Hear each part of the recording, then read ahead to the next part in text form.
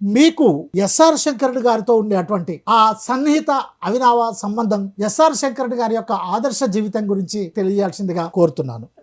శంకరన్ గారి గురించి మాట్లాడడం అనేది చాలా సంతోషకరమైన విషయం. నాకు ఈ అవకాశం దొరకడమే చాలా సంతృప్తిగా ఉంది. ఎందుకంటే ఇటువంటి మనుషుల గురించి మాట్లాడుకోవడం అనేది కావాలా, ఈ మనుషుల గురించి తెలవాలా. చాలా మందికి తెలియదు. శంకరన్ గారు అంటే ఇప్పుడు నేను వాళ్ళు ఇక్కడ మాట్లాడుతున్నానంటే శంకరన్ గారి జోక్యం వల్లనే బతుకున్నాను. 92లో నన్ను వరంగల్లో పోలీసులు అరెస్ట్ చేసి తీవ్రమైన నిర్బంధం, చంపేసే ప్రయత్నంలో ఉన్నారు. వాళ్ళు చంపుతారు కావచ్చు. కన్నబ్రాన్ గారు చాలా ఆందోళనతో శంకరన్ గారికి చెప్పినట్టుంది.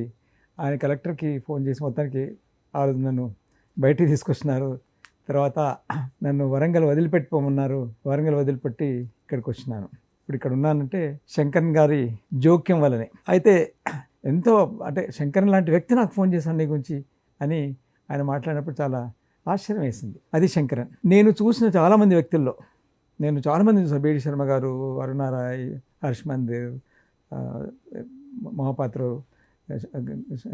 చాలామంది, మాధవరావు గారు, చాలామంది ఐఏఎస్ చూడడం, వేదా పాటికలతో కలిసినాను, తిరిగినాను. అంటే ఈగోను పూర్తిగా తీసేసుకున్న వ్యక్తిలో శంకరన్ ఒకడు. నా అనుభవంలో బాలగోపాలు శంకరన్. అంటే అహం అంటారు, నాకు ఈ పదవి ఉంది, నేను ఇంత పెద్దవాడిని అనే అహం, ఆ ఈగో కంప్లీట్లీ జీరో చేస్తున్నాడు. చాలా ఆశ్చర్యం. ఆయనతో తిరుగుతుంటే మనకు అర్థమవుతాయి, మామూలుగా అర్థం కాదు.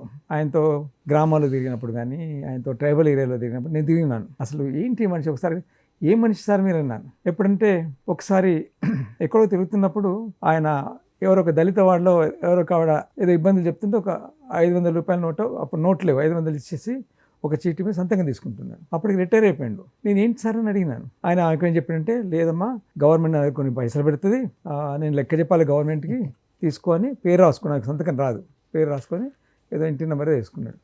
నేను తర్వాత అడిగినాను, ఏం సార్ ఇది అంటే ఆయన ఏమన్నాడంటే, అసలే ఈ దళితులు, బలహీన వర్గాల వాళ్ళు దే సఫర్ విత్ ఇండెటెడ్నెస్. వాళ్ళ మీద ఒక భారం ఉంటుంది, అప్పులు ఉంటాయి, రకరకాల చికాకులు ఉంటాయి. దాంట్లో మళ్ళీ శంకరన్ అనే ఒక వ్యక్తి నాకు డబ్బులు ఇచ్చిందనే ఆ భారం, ఆలోచనలో ఆ భారం ఉండకూడదు అని. నాకైతే నేను ఏడ్చిన. నేను అసలు ఏ మనిషి సార్ మీరు, అసలు మీరు మనిషేనా? అంత గొప్పవాడు శంకరన్ గారు. అది ఆయన అలవాటు. అది పెన్షన్లో ఎప్పుడు డబ్బులు అందరికి ఇచ్చేవాడు.